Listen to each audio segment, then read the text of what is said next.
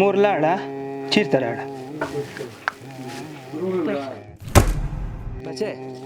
دا واخله دا واخله بچې تا ته به بېرته کوټه جوړه ورکړه ته چې صاحب دا دې ته ورکړه دوستانو دا بل هغه کور دی په ګیان ولسوالۍ کې هغه ماشوم چې زما په غېږ کې و دا هغه کور ته راغلي وګورو چې د یو 2 کوټې جوړې کړي که نه دلته مو 2 کوټو لپاره پیسې ورکړي وربسو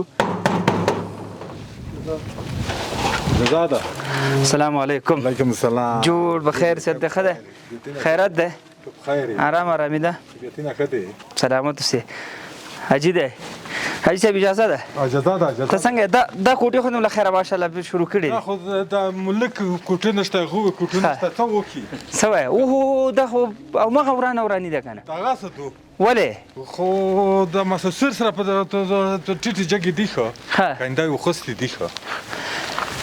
دلته خو دوستانو هغه ماشوم تاسو هغه ویډیو او کلیپ وګورئ دا هم خاورو کې و مور سره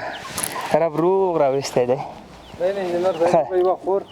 یو ورور دا پکې تللی یو خور یو ورور شي دا شي د هم خاورو کې و ومه که ته دا که ماشوم کور د نو اوسه پورې خو تا خو هېڅ شی هم نه دی جوړ کړی دا خو بیا د جریمه کوم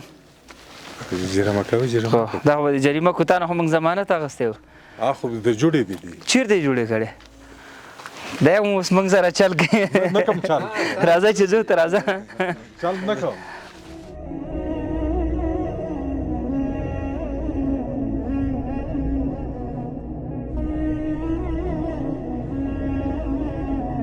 زه دوستانو الله دې خیر او برکت ورکړي اول زه خفه کړم هغه ماشوم چیرې دی ماشوم نشته دا به نه ورګون تا خو چې ماشوم وای نو ما خو دې دوستان ته ښودلی ځکه هغه باندې ډېرو خلکو زړه سوځېدلی الله دې آباد لره هغه 2 کوټو لپاره یو دالیس الحمدلله دی جوړ کړي دی حاجي صاحب عبدالرحیم هم هغه نه مننه ځینې ورونو نور هم کومک کړی و الله دې خیر و برکت ورکړي هغه دی هر څه شوي دي دننه ورشو ښه ښه یو کوټه دا ده یو کوټه دا ده ماشاءالله ښه صفا یې جوړه کړې ښه ښایسته یې جوړه کړې یو کوټه دغه ده ښه یو دا ده راشه زه به دلته کښېنم هغه زما قسم به م دروست شي صحیح ده بل ځل چې راغلي وو موږ غمجن وو واقعا د زړونو نه مو الله خبر وو نو حاجي صاحب ته د خدای خیر و برکت ورکړي دغه یتیمانو څه کېږي ته یتیمان د تره وو دی د هغه یتیمانو تره وو ښه حاجي صاحب راسه د یتیمانو دغه دی نیکه یې دی دا نو یتیمانو نیکه دی ماشاءالله حاجي صاحب خو بیخي ځوان ښکاري بل واده خو به نه کوې نه توبه ده ښه دا دې څه کېږي دا به تره ځای دی دا یې تره ځای دی ښه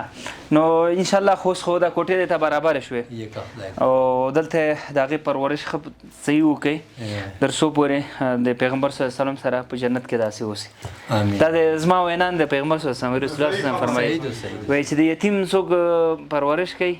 نو په جنت کې به ما سره داسې ځکه هغه هم یتیم پاتې شوی دی د یتیم درد ډېر سخت وي که نه الحمدلله په دې د رب نه راضي یو چې دومره څوک شته دا غټه خبر ده دوستانو باوریم تاسو به هم خوشحاله ویډیو سره شریکه کړئ ټول هغه مرسته کوونکو ته ورسیږي الله دې باقي مانده موږ تاسو داسې غمونو څخه وساتي خوند خو پیدا کړو چې هغه یتیم ماشوم ما سره دلته ناست وی هغه ستانه داسې تولاده ده ته بس موږ داسې تالی دی هغه تللی دی اورګون ته تللی دی بس الله مو د آینده کې داسې غمونو څخه وساته خدای پاک دې داسې وخت بیا نه راولي چې موږ راشو خفه لاړ شو خدای مو آباد لره خدای په امان امين خير ډېره مننه السلام علیکم